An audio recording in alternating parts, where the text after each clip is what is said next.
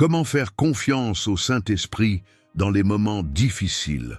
Il y a des saisons où faire confiance à Dieu ne ressemble en rien à une belle certitude tranquille. Ce n'est pas une marche légère, ce n'est pas une louange joyeuse, ni une prière remplie d'espérance. C'est un combat, un véritable combat intérieur entre ce que nous croyons et ce que nous ressentons, entre ce que nous savons de Dieu et ce que nous vivons. Il y a des jours où faire confiance au Saint-Esprit, c'est choisir de ne pas abandonner alors même que tout en nous veut s'arrêter. Tu n'es pas seul dans ce combat. Tu n'es pas faible parce que tu luttes. Le doute ne te rend pas moins croyant. Il révèle seulement que ta foi est vivante, qu'elle se bat, qu'elle pousse au milieu des rochers. Le Saint-Esprit ne t'accuse pas de ta fatigue. Il ne se détourne pas de toi parce que tu trembles. Il reste. Il attend. Il parle doucement à ton cœur pendant que ton âme se débat. Il connaît l'étendue de ta douleur. Il voit les déceptions que tu n'as pas osé dire, les prières que tu n'as plus la force de formuler, les pourquoi qui n'ont reçu aucune réponse. Et c'est là, précisément là, que le vrai chemin de confiance commence. Pas quand tu es fort, pas quand tu comprends tout, mais quand tu choisis de croire alors que tout semble t'inviter à douter. Faire confiance dans les moments difficiles, ce n'est pas une victoire éclatante visible aux yeux de tous. C'est souvent un acte silencieux, invisible, presque fragile. Un simple « je reste », un « je continue », un « je m'accroche à toi ». Le Saint-Esprit honore ce genre de foi, ce genre de confiance qui ne vient pas de la logique mais de la relation, de ce lien sacré qui te relie au cœur de Dieu. Même quand tu ne ressens plus sa main. Il n'attend pas que tu sois parfait. Il n'attend pas que tu sois rempli de force. Il attend que tu viennes, tel que tu es, brisé, incertain, épuisé, mais sincère. Parce que la confiance ne commence pas dans la lumière, elle naît souvent dans l'obscurité. Elle pousse dans le désert, elle grandit dans les larmes, elle s'épanouit quand il ne reste plus rien d'autre à quoi s'accrocher que sa voix. Et cette voix, elle ne crie pas. Elle ne t'accuse pas, elle murmure, elle rappelle, elle ranime. Elle te dit que tu es aimé, même là, même maintenant. Elle te dit que tu peux encore marcher, encore espérer, encore croire, parce que tu n'es pas seul. Le Saint-Esprit est avec toi dans la vallée. Il marche à côté de toi quand personne d'autre ne le fait. Il tient ton âme quand elle chancelle. Alors aujourd'hui, si tu te retrouves au milieu d'un de ces combats intérieurs, où faire confiance ressemble à un effort surhumain, sache ceci, ce n'est pas ton niveau de foi qui impressionne Dieu, c'est ta fidélité dans l'épreuve, c'est ton refus d'abandonner, c'est ton cœur qui malgré tout murmure encore « Saint-Esprit, je te fais confiance, aide-moi à te suivre, même ici ». C'est dans ce genre de prière que naissent les plus grandes transformations. C'est là que le miracle intérieur commence. Le miracle d'une foi qui ne s'appuie plus sur ce qu'elle voit, mais sur celui qu'elle connaît. Le murmure dans la tempête, quand Dieu parle plus fort dans ton chaos. Il y a un son que seuls les cœurs brisés entendent, un souffle qui traverse les cris du doute, la panique de l'esprit, l'agitation de l'âme. C'est la voix du Saint-Esprit, pas forte, pas bruyante, mais profondément présente. Elle ne s'impose jamais. Elle ne force pas le silence, elle parle dans le chaos, elle traverse la tempête, et quand tu crois que tout échappe, c'est elle qui t'appelle doucement par ton prénom. Les moments difficiles ne sont pas un blocage de la voix de Dieu. Ils sont souvent l'endroit même où il parle plus clairement, pas parce que les circonstances le permettent, mais parce que ton cœur, brisé, devient soudainement plus poreux, plus ouvert, plus sensible. Quand tu n'as plus rien à quoi t'accrocher, alors tu commences à écouter différemment. Ce que tu entendais sans y prêter attention devient vital.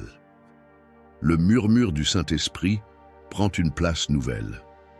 Il devient une ancre. Il devient ta seule direction. Mais il faut apprendre à écouter dans la tempête, parce que tout en toi veut fuir, se protéger, s'enfermer, parce que la peur crie plus fort que la foi, parce que les circonstances hurlent l'opposé de ce que Dieu t'a promis. Et pourtant, c'est dans ce fracas que la voix de l'Esprit te rejoint. Pas pour expliquer, mais pour affirmer. Pas pour justifier la douleur, mais pour t'embrasser au milieu d'elle. Il ne donne pas toujours de réponse, mais il offre sa présence. Et parfois, cette présence est tout ce dont tu as vraiment besoin. Le Saint-Esprit ne se contente pas de te parler avec des mots. Il parle avec des impressions, avec des silences lourds de paix, avec une chaleur soudaine dans ta poitrine alors que tu pleures, avec un verset qui revient sans prévenir, avec une chanson qui se met à résonner exactement quand tu en avais besoin. Il est un Dieu de rendez-vous imprévus. Il sait où te trouver, même quand toi tu t'es perdu. Tu n'as pas à forcer ton oreille à entendre. Tu n'as pas à produire toi-même la foi. Tu as seulement besoin d'être là, ouvert, disponible, présent, même fragile, même bouleversé. C'est souvent dans cet état d'abandon que la voix du Saint-Esprit devient plus claire. Pas parce que tu fais mieux, mais parce que tu es enfin vide de tout ce qui t'empêchait de recevoir. Dieu ne crie pas pour attirer ton attention. Il murmure pour que tu t'approches. Il ne cherche pas à te dominer. Il cherche à te guider. Et dans les moments les plus difficiles, il ne s'éloigne jamais. Il s'approche encore plus près. Il devient ton refuge, ton abri de fortune dans une mer démontée. Ce murmure, dans la tempête, est plus réel que le vent, plus constant que les vagues, plus fidèle que tes propres pensées. C'est la voix du Saint-Esprit qui dit « Je suis ici, je ne t'ai pas quitté, je sais que tu as peur, mais moi, je n'ai pas changé. Mes plans sont encore là, mon amour tient encore. Ma parole n'est pas brisée, tu peux encore me faire confiance. » Ce murmure-là, s'il ne calme pas la tempête autour de toi, calme au moins celle en toi. Et parfois, c'est tout ce qu'il faut pour continuer à marcher. La confiance ne nie pas la douleur. Elle l'élève. Faire confiance au Saint-Esprit dans les moments difficiles ne signifie pas faire semblant que tout va bien. Ce n'est pas nier ce que tu ressens, ce n'est pas effacer les larmes, ni refuser les questions. Ce n'est pas une force artificielle que tu dois afficher comme une preuve de maturité spirituelle. La vraie confiance commence là où tu reconnais ta douleur, mais où tu choisis de ne pas la laisser te diriger. Là où tu souffres, mais où tu refuses de construire ta foi sur cette souffrance. Là où tu décides que ta douleur n'aura pas le dernier mot. Le Saint-Esprit ne te demande jamais de minimiser ce que tu traverses. Il t'invite à lui apporter chaque morceau de ce que tu vis. Il ne regarde pas ta blessure avec impatience. Il la touche avec douceur. Il ne te pousse pas à sourire quand tu es brisé. Il s'assoit avec toi dans ta réalité. Et c'est là, précisément là, qu'il commence à te montrer que ta confiance peut coexister avec ta douleur.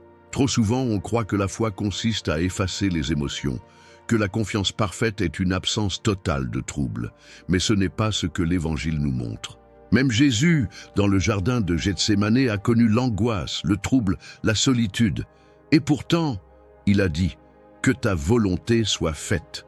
Ce n'était pas une confiance légère. C'était une confiance coûteuse, une confiance qui saigne, mais qui choisit quand même. Le Saint-Esprit veut t'emmener dans ce lieu de profondeur où tu n'as pas besoin de choisir entre ta douleur et ta foi. Tu peux vivre les deux, tu peux pleurer et croire. Tu peux trembler et espérer. Tu peux être à bout et pourtant confesser « Je te fais confiance ». Et cette confession, dans la faiblesse, a plus de puissance que 1000 proclamations faites dans le confort. La douleur ne disqualifie pas ta foi. Elle peut même en être le creuset. Elle est le sol dans lequel la confiance prend racine, non pas malgré la souffrance, mais à travers elle. Et quand tu permets au Saint-Esprit d'entrer dans cet espace, il ne vient pas avec des slogans spirituels. Il vient avec sa présence. Il vient pour transformer. Il vient pour élever. Élever pas en t'arrachant à ce que tu vis, mais en changeant ton regard, en te montrant que cette vallée n'est pas éternelle, que cette saison n'est pas la fin. Que cette douleur, même si elle est réelle, peut devenir un lieu sacré, un lieu de rencontre, un lieu où le ciel descend toucher la terre de ton cœur. Et dans cette élévation, tu découvres que faire confiance, ce n'est pas oublier ta souffrance, c'est la remettre entre ses mains. C'est lui dire « Tu vois ce que je ne comprends pas, tu tiens ce que je n'arrive plus à porter, tu es celui qui me comprend même quand moi-même je me perds. » C'est dans cette remise que tu expérimentes une paix qui ne nie pas les circonstances, mais qui les transcende. Alors, ne te condamne pas pour ressentir, ne te juge pas pour pleurer. Présente simplement ta douleur au Saint-Esprit et laisse-le t'enseigner que la vraie confiance ne t'éloigne pas de la douleur, elle t'élève au-dessus d'elle. Huant, tu ne ressens plus rien. Comment la foi devient vision? Il arrive un moment dans chaque marche de foi où tout devient silencieux à l'intérieur. Non pas un silence paisible, mais un vide inquiétant. Les prières semblent rebondir contre les murs, les chants n'apaisent plus. La présence de Dieu, autrefois si réelle, devient comme un souvenir lointain. Et dans ce désert émotionnel, une question surgit. Comment continuer à faire confiance quand on ne ressent plus rien? Ce moment-là n'est pas une défaite, c'est une invitation, une transition sacrée, où ta foi cesse d'être nourrie par ce que tu ressens et commence à s'appuyer sur ce que tu sais. Ce que tu sais de Dieu, ce que tu as entendu dans les saisons de clarté, ce que sa parole déclare, même si ton âme ne le ressent pas. C'est là que la foi devient vision. Non pas une vision des yeux, mais une vision du cœur. Une conviction que, malgré l'absence de sentiments, il est toujours là. Il agit, il parle, il t'entoure. Le Saint-Esprit n'est pas moins proche quand tu ne le ressens pas. Il n'est pas parti. Il ne t'a pas oublié. Il est simplement en train de déplacer ton ancrage. Tu ne t'appuies plus sur tes émotions, mais sur sa fidélité.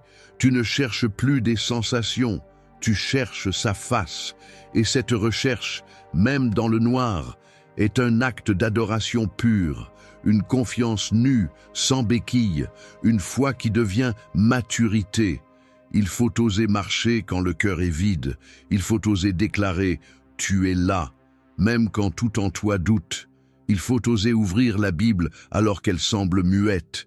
Il faut oser rester dans le lieu secret, même quand il paraît désert. Parce que c'est souvent dans ces moments d'obscurité que Dieu prépare une révélation plus grande.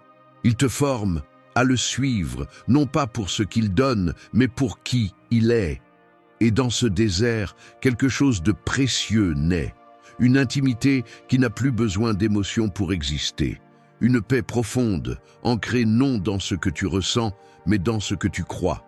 Une certitude tranquille que même sans frisson, même sans larmes, Dieu reste Dieu et il est avec toi.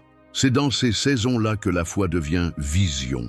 Tu commences à voir ce que les yeux ne perçoivent pas. Tu entends au-delà du silence. Tu avances sans preuve tangible, mais avec la confiance que chaque pas est guidé. Et à mesure que tu marches, un jour, sans prévenir, tu ressens à nouveau. Non pas comme avant, mais plus profondément. Pas une émotion passagère, mais une conviction enracinée.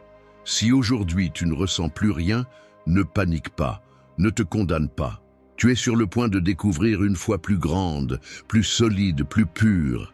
Le Saint-Esprit n'a pas besoin de ton ressenti pour t'aimer, pour te guider, pour te parler. Il est là. Il marche avec toi. Il t'enseigne à voir avec les yeux du cœur, à écouter sans bruit, à aimer sans retour immédiat. Et cette fois-là, elle déplace les montagnes. Et si l'épreuve était une réponse déguisée, tout en toi crie pour une issue. Tu veux sortir de ce tunnel, tu veux que la douleur s'arrête, que le silence cesse, que la lumière revienne. Tu demandes des réponses, tu pries pour un signe, tu espères un miracle. Et pourtant, rien ne change. Tout reste bloqué. L'épreuve continue. Et tu te demandes où est Dieu? Pourquoi ne répond-il pas? Pourquoi laisse-t-il cette situation durer? Mais si et si l'épreuve n'était pas un oubli? Et si ce que tu vis maintenant n'était pas une punition, mais une réponse cachée sous une forme différente? Une réponse que ton cœur n'avait pas imaginée, mais que ton esprit est invité à discerner. Et si cette tempête n'était pas un détour, mais un passage sacré, un chemin que le Saint-Esprit a lui-même choisi, non pour te perdre, mais pour t'amener à quelque chose de plus grand, plus profond, plus vrai. Dieu ne répond pas toujours comme tu l'attends. Il ne choisit pas toujours le chemin le plus rapide. Il choisit le chemin qui transforme, celui qui révèle, celui qui brûle les illusions, qui purifie les désirs, qui expose ce qui est superficiel pour faire naître ce qui est éternel. Et parfois, cette œuvre commence dans l'épreuve, L'épreuve n'est pas la fin, elle est souvent la matrice, là où quelque chose de neuf est en train de naître. Pas une nouvelle solution extérieure, mais une nouvelle version de toi. Un cœur plus dépendant, une foi plus affermie, une écoute plus sensible à la voix du Saint-Esprit. Parce qu'en passant par cette vallée, tu n'es pas seulement en train de survivre, tu es en train d'être sculpté. Le Saint-Esprit n'est pas en train d'ignorer ta souffrance. Il est en train de travailler dans ta profondeur.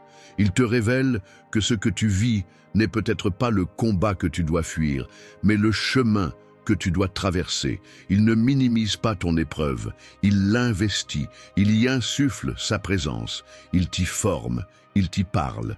Et dans cette nouvelle lumière, tu commences à voir autrement. Ce retard, ce refus, ce blocage, ce ne sont pas des murs, ce sont des portes vers autre chose, des lieux où Dieu te demande « Me feras-tu confiance même si tu ne comprends pas? Me suivras-tu même si tu ne vois pas? Croiras-tu que je suis en train de répondre même si la réponse ne ressemble à rien de ce que tu avais imaginé ?» Le miracle, parfois, ce n'est pas la délivrance immédiate, c'est la révélation que ce que tu vis a du sens, que ce désert, ce feu, cette obscurité, tout cela cache une main divine en action. Et si tu restes, si tu fais confiance, même à l'aveugle, tu verras ce que beaucoup ne voient jamais, un Dieu qui transforme les épreuves en pont vers sa gloire. Alors respire, regarde à nouveau. Peut-être que tu es déjà dans la réponse que tu attendais, mais elle est encore en train de se révéler. Et le Saint-Esprit, lui, ne t'a jamais quitté. Il est là, juste là, au cœur même de ce qui te semble incompréhensible. Le Saint-Esprit ne te délivre pas toujours. Parfois, il t'endurcit. Il y a des moments où tu pries pour être libéré, pour être soulagé, pour que tout s'arrête, et le ciel semble silencieux. Tu demandes un miracle, un geste, un changement, et rien ne vient. Tu continues à avancer, mais le poids reste. Tu continues à croire, mais la douleur persiste. Et alors, une pensée s'infiltre. Est-ce que Dieu m'a oublié? Mais que faire si, dans ces saisons où tu n'es pas délivré, tu es en réalité en train d'être fortifié? Et si le silence n'était pas un refus, mais une stratégie divine? Si au lieu de te retirer du feu, le Saint-Esprit choisissait de marcher avec toi dedans pour te forger, pour te endurcir, pour faire de toi quelqu'un que ni l'enfer ni les hommes ne pourront plus jamais briser? Parce qu'il faut le dire avec clarté, la foi ne grandit pas seulement dans la victoire. Elle prend racine dans l'adversité. Elle devient réelle quand les prières restent sans réponse, quand les nuits sont longues, quand la délivrance tarde. Et c'est précisément là que le Saint-Esprit intervient, non pour tout arranger, mais pour te transformer. Tu es en train de devenir plus solide, plus profond, plus stable. Le vent ne t'arrache plus comme avant. Les tempêtes ne t'effraient plus comme avant. Parce que tu as appris dans la douleur que le Saint-Esprit n'est pas seulement ton libérateur, il est ton formateur. Il n'est pas seulement celui qui t'arrache à la fosse, il est celui qui t'apprend à chanter dedans. Regarde les héros de la foi. Aucun n'a été façonné dans le confort. Joseph a connu la prison, David a fui pendant des années, Paul a été battu, rejeté, emprisonné, et Jésus lui-même a appris l'obéissance par les choses qu'il a souffertes. Tous ont été fortifiés dans la douleur, et tous ont été guidés, soutenus, formés par le Saint-Esprit. Le monde t'a appris que la force vient de l'évitement. Dieu t'enseigne que la vraie force vient de l'endurance. Ce que tu vis n'est pas une punition, c'est une préparation. Le Saint-Esprit est en train d'élever ton seuil de tolérance spirituelle. Il t'apprend à marcher dans le feu sans brûler, à affronter les ténèbres sans perdre la lumière, à tenir debout quand tout te pousse à t'effondrer. Et plus tu choisis de lui faire confiance dans ce processus, plus tu découvres une paix qui ne dépend pas des circonstances, une autorité qui ne dépend pas des titres, une stabilité qui ne dépend pas des saisons. Tu deviens inébranlable, non pas parce que tu es devenu insensible, mais parce que tu es devenu habité. Habité par le Saint-Esprit, rempli d'une force tranquille, porté par une grâce qui ne vacille pas. Tu es en train d'apprendre que la délivrance, ce n'est pas toujours être retiré du combat. Parfois, c'est devenir tellement fort dans le combat que l'ennemi réalise que tu ne peux plus être arrêté.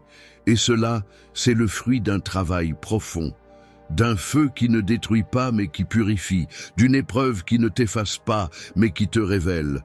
Tu n'es pas en train de perdre, tu es en train d'être bâti.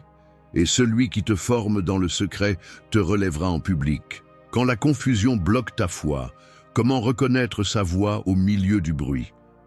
La confusion est l'arme favorite de l'ennemi quand il ne peut plus t'éloigner de Dieu.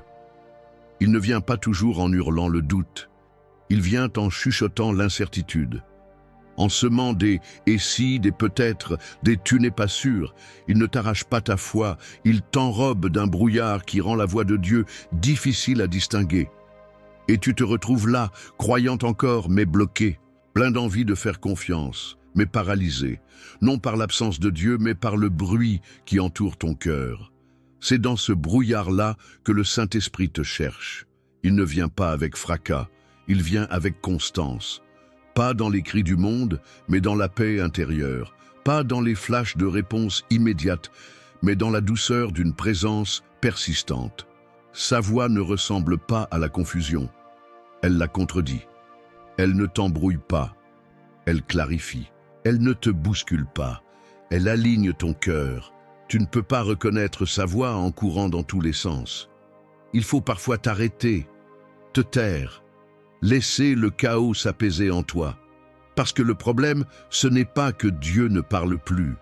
C'est que trop de voix parlent en même temps. Celle de la peur, celle de ton passé, celle de la logique humaine, celle de tes blessures non guéries.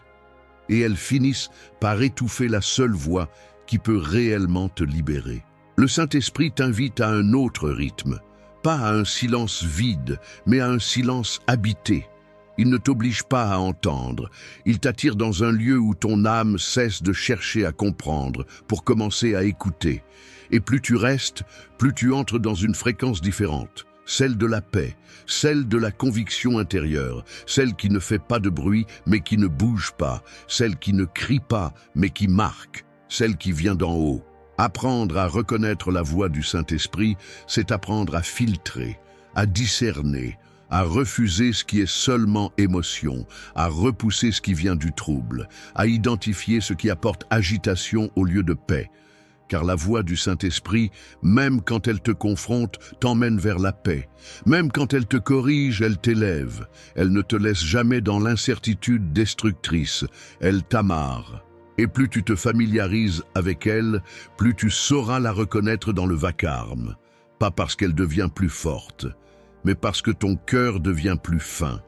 Tes sens spirituels s'affinent, ta sensibilité augmente. Et un jour, au milieu d'un monde en feu, tu entendras cette petite voix te dire « c'est le chemin, avance ». C'est ça, la victoire sur la confusion. Ce n'est pas d'avoir toutes les réponses, c'est de connaître la voie, de suivre cette paix qui dépasse tout raisonnement, de faire confiance à celui qui sait, même quand toi tu ne sais plus. Et alors, au lieu de t'enliser dans le brouillard, tu commenceras à avancer par la foi, non plus dans le bruit, mais dans la direction du murmure. L'ennemi attaque ta confiance, pas ton avenir. Tu crois que l'ennemi veut ruiner ton futur, que ce qu'il cherche, c'est bloquer tes projets, briser tes opportunités, détruire ta destinée. Mais ce n'est pas ton avenir qu'il craint, ce n'est pas ton appel qu'il veut empêcher. Ce qu'il veut briser, avant tout, c'est ta confiance. Parce qu'il sait que tant que tu fais confiance au Saint-Esprit, rien ne peut t'arrêter. Tu peux perdre tout ce que tu as, mais si tu gardes ta confiance, tu n'as rien perdu. Tu peux traverser la nuit la plus noire, mais si tu tiens sa main, tu n'es pas perdu. Ce n'est pas ton chemin qu'il attaque, c'est ta capacité à croire que Dieu te conduit encore. L'ennemi ne s'inquiète pas de ton appel s'il voit que tu ne crois plus que Dieu est avec toi. Il ne craint pas tes dons s'il t'a convaincu que tu n'es plus digne. Il ne tremble pas devant tes rêves s'il voit que ton cœur est rongé par la peur, le doute, la honte. Car il sait une chose que tu oublies parfois, la force de ton avenir ne dépend pas de toi, mais de celui en qui tu mets ta confiance. Voilà pourquoi il te ment, pourquoi il amplifie la douleur, pourquoi il t'accuse, pourquoi il ressasse tes erreurs. Ce qu'il veut, ce n'est pas ton échec, c'est ta résignation. Il veut que tu arrêtes de croire, que tu cesses d'espérer, que tu te dises « Dieu ne va pas m'en sortir. Ce que j'ai cru, c'était une illusion. Ce que j'attendais n'arrivera jamais. » Et une fois cette pensée installée, il n'a plus besoin de faire grand-chose. Tu t'arrêtes de marcher tout seul. Mais c'est précisément là que le Saint-Esprit agit. Il ne combat pas l'ennemi avec les armes du monde. Il combat avec une parole, avec une vérité, avec un souffle qui ranime ce que tu croyais éteint. Quand tout s'effondre autour de toi, il chuchote encore « Je suis là ». Quand tu penses avoir tout perdu, il s'approche et dit « Tu es encore à moi ». Quand tu veux abandonner, il te relève doucement et te murmure « Je n'ai pas terminé avec toi ». C'est pour cela que le Saint-Esprit est appelé le Consolateur, parce que dans le combat de la confiance, il n'est pas un spectateur, il est ton allié, ton défenseur, ton rappel vivant que Dieu ne t'a jamais quitté. Il ne promet pas une route sans obstacle, mais il te promet de marcher avec toi, pas à pas, jusqu'à ce que ton cœur retrouve la force de croire à nouveau. Ce combat que tu vis n'est pas une preuve que tu es loin de Dieu, c'est une preuve que tu es proche d'une percée. L'intensité de l'attaque révèle souvent la grandeur de ce qui t'attend. Si le diable s'acharne, c'est parce qu'il sait ce que Dieu a déposé en toi. Et il tremble à l'idée que tu te relèves. Alors aujourd'hui, même si tu ne vois rien changer, choisis de garder confiance. Pas parce que tu sens que tu vas y arriver, mais parce que celui qui marche avec toi est fidèle. Et que ce que l'ennemi a voulu utiliser pour te faire tomber, Dieu va s'en servir pour te rendre inébranlable. Tu n'as pas besoin d'une stratégie, tu as besoin d'une présence. Quand tout va mal, notre premier réflexe est souvent de chercher un plan. On veut comprendre, on veut savoir quoi faire, on veut organiser notre survie spirituelle, mentale, émotionnelle. On lit, on écoute, on calcule, on trace des scénarios. Mais pendant qu'on fait tout cela, le Saint-Esprit attend. Il n'est pas là pour te livrer une nouvelle stratégie. Il est là pour te donner ce que ton cœur a vraiment besoin, sa présence. Parce que tu peux avoir la meilleure stratégie, les meilleurs conseils, les mots les plus logiques, et rester vide, rester inquiet, rester perdu. Ce n'est pas un manque d'information qui te bloque. C'est un manque d'intimité. Ce n'est pas l'absence de solution qui t'épuise, c'est l'absence de présence dans ton esprit fatigué. Et tant que tu cherches des clés humaines pour une situation spirituelle, tu vas tourner en rond. Le Saint-Esprit n'est pas ton assistant de crise. Il n'est pas là pour corriger les conséquences de ton angoisse. Il est là pour prendre la place du poids que tu portes. Il ne veut pas juste réparer, il veut habiter. Il ne veut pas juste intervenir, il veut régner. Et il ne vient pas à coup de plans précis, il vient dans la paix, il vient dans le repos, il vient quand tu t'arrêtes assez longtemps pour dire « Je ne sais plus quoi faire, mais je sais que tu es là ».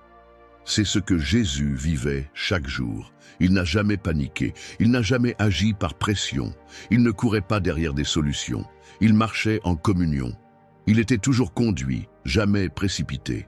Parce qu'il ne cherchait pas une stratégie, il cherchait la volonté du Père. Et c'est exactement ce que le Saint-Esprit veut t'enseigner. Tu n'as pas besoin de voir le chemin entier. Tu n'as pas besoin d'avoir des réponses pour chaque question. Tu as besoin de la conscience de sa présence, ici, maintenant. Et dans cette présence, les choses changent. Pas toujours extérieurement, mais à l'intérieur. Ton cœur se calme, tes pensées s'alignent. Ta peur perd de sa voix, et la paix entre. Une paix qui ne vient pas de la logique, mais de la confiance. Et soudain, les choses ne sont plus aussi urgentes, les décisions ne sont plus aussi pressantes. Tu n'as pas forcément une solution, mais tu as une direction. Tu ne sais pas tout, mais tu sais que tu n'es pas seul. Et ça suffit pour aujourd'hui. Le Saint-Esprit n'est pas une méthode, il est une personne. Et plus tu cherches à le connaître, moins tu as besoin de tout comprendre. Parce que dans sa présence, tu trouves plus qu'un plan. Tu trouves la sagesse, tu trouves l'assurance, tu trouves la force de continuer même sans carte. Alors dépose ta stratégie, arrête de courir après ce que tu penses devoir contrôler, entre dans sa présence, reste, écoute, respire et laisse-le te guider, pas à pas, non selon ton agenda, mais selon sa paix. Quand les prières restent sans réponse, Dieu travaille dans le silence, tu as prié. Encore et encore, tu as crié vers le ciel avec des mots pleins de foi et d'espoir. Tu as jeûné, attendu, pleuré. Tu as cru que cette fois, la réponse viendrait vite, que le miracle serait visible, que la situation allait basculer. Et puis, rien. Aucun signe. Aucune confirmation. Aucune délivrance apparente. Le silence. Un silence qui n'a pas de date de fin, un silence qui pèse, qui trouble, qui ébranle même les certitudes les plus ancrées. C'est dans ce silence-là que beaucoup abandonnent, pas parce qu'ils ne croient plus, mais parce qu'ils ne comprennent plus. Et l'ennemi se glisse dans ce vide apparent pour murmurer des mensonges. Dieu ne t'écoute pas, tu n'es pas assez spirituel, tu es puni, tu n'as pas assez prié. Il essaie de transformer le silence de Dieu en absence de Dieu. Et ton cœur vacille. Mais la vérité, c'est que le silence de Dieu n'est jamais un vide, il est une activité invisible.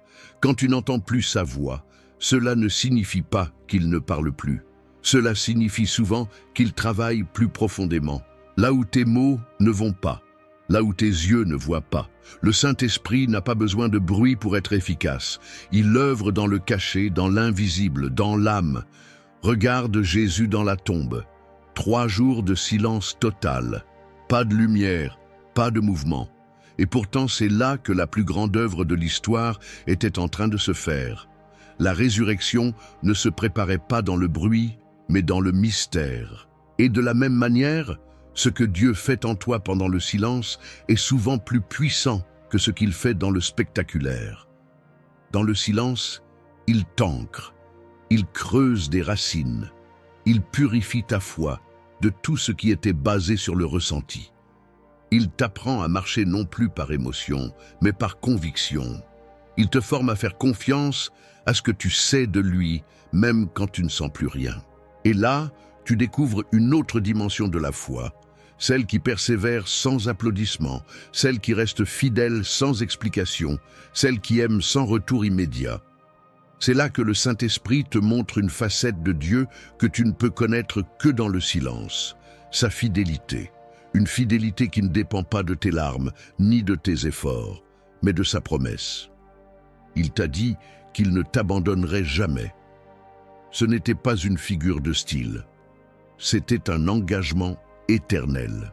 Alors, dans ce silence, continue de respirer, continue d'attendre, non pas dans l'angoisse, mais dans la paix, parce que le silence de Dieu ne dure jamais pour rien. Il prépare toujours une révélation. Et quand le temps viendra, tu comprendras que ce silence n'était pas du vide, mais un berceau, le lieu où une réponse s'est formée. Pas comme tu l'imaginais, mais exactement comme tu en avais besoin. Ton cœur peut courir plus vite que ta foi. Ralentis, il est là.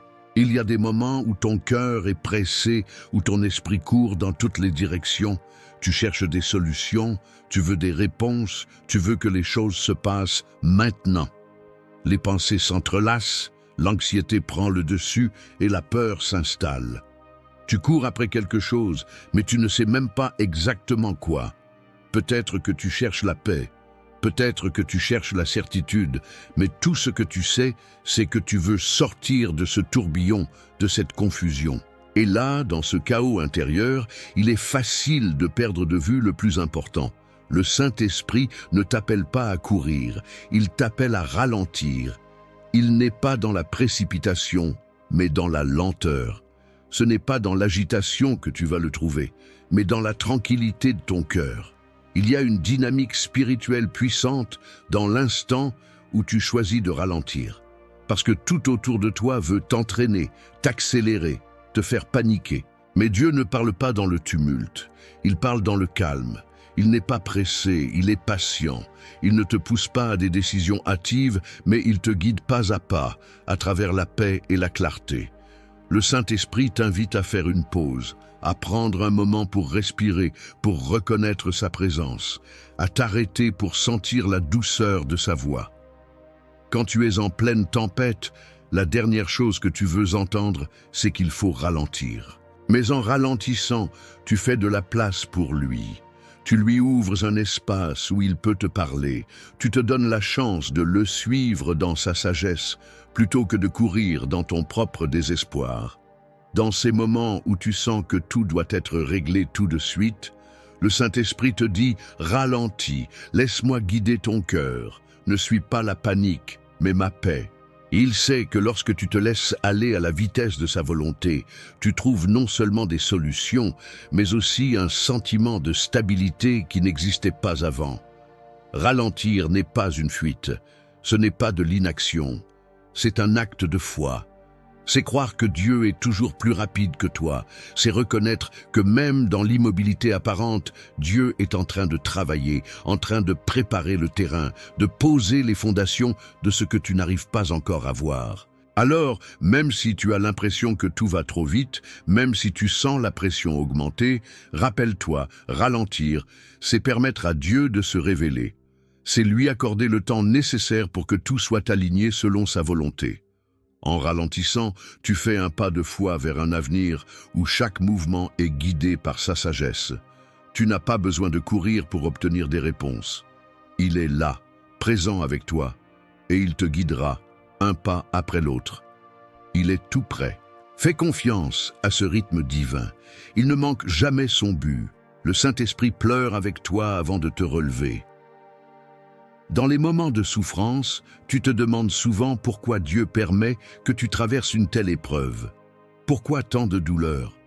Pourquoi tant de questions sans réponse? Les larmes coulent, la fatigue envahit ton âme, et il semble qu'aucune solution ne s'annonce à l'horizon. C'est dans ces moments-là que le Saint-Esprit vient près de toi, non pas seulement pour te consoler avec des mots, mais pour pleurer avec toi. C'est une vérité puissante. Le Saint-Esprit n'est pas distant de ta souffrance. Il n'est pas celui qui observe de loin, détaché et indifférent. Non, il est là, près de toi, partageant ton fardeau. Il est celui qui s'approche dans la douleur, qui t'accompagne dans ta détresse, qui pleure avec toi. Il n'ignore pas tes larmes, il les voit, il les ressent. Et ces larmes, il les porte avec toi. Ce n'est pas un simple soutien moral, c'est une communion spirituelle. L'Esprit sait ce que c'est que de souffrir. Il sait ce que c'est que de se sentir seul, d'être accablé, d'être brisé. Il n'est pas simplement là pour te dire « ça va aller ». Il est là dans la profondeur de ta douleur pour partager ce poids avec toi. Tu n'es pas seul dans ta souffrance. Il est avec toi, chaque instant. Mais il ne s'arrête pas là. L'Esprit Saint transforme la souffrance. Il ne la fait pas disparaître d'un coup, mais il la transforme en une source de force et de résilience. Il te donne la capacité de continuer à avancer, même quand tu te sens épuisé. Il ne te laisse pas là où tu es, mais il te relève. Non pas pour effacer ta douleur, mais pour te montrer qu'il existe un autre côté à cette épreuve, une lumière au bout du tunnel. Ce n'est pas dans l'évitement de la souffrance que tu te rapproches de Dieu. C'est dans l'acceptation que même dans la douleur, tu peux le sentir tout près de toi. C'est dans ce moment que l'Esprit commence à travailler en toi. Il ne vient pas simplement pour te réconforter, mais pour te rendre plus fort, plus solide, plus résilient, plus proche de Dieu. Les larmes sont une forme de purification. Elles sont un langage que Dieu comprend. Et dans cette vulnérabilité, l'Esprit opère un miracle silencieux. Il transforme ta douleur en un témoignage de sa présence, un témoignage de sa fidélité, un témoignage que, même dans la souffrance, Dieu est là, travaillant dans l'invisible et te préparant pour une guérison profonde. Alors, dans ces moments où tu pleures, rappelle-toi que l'Esprit Saint est là pour pleurer avec toi. Il ne te quitte jamais dans la douleur, il t'élève et te transforme. Il te permet de voir qu'au-delà de la souffrance, il y a une puissance qui guérit, qui restaure et qui donne un nouveau sens à tout ce que tu traverses. La paix n'est pas une émotion, c'est une arme. On a souvent cette idée que la paix est simplement l'absence de conflit ou d'agitation. On croit que lorsque tout est calme autour de nous, nous ressentons la paix. Mais la vraie paix, celle qui est donnée par le Saint-Esprit, ne dépend pas des circonstances. Elle n'est pas une émotion, mais une arme spirituelle, une arme puissante qui surmonte les attaques de l'ennemi, les tumultes de la vie et les vagues de la peur. La paix que le Saint-Esprit offre est une paix qui défie la logique humaine.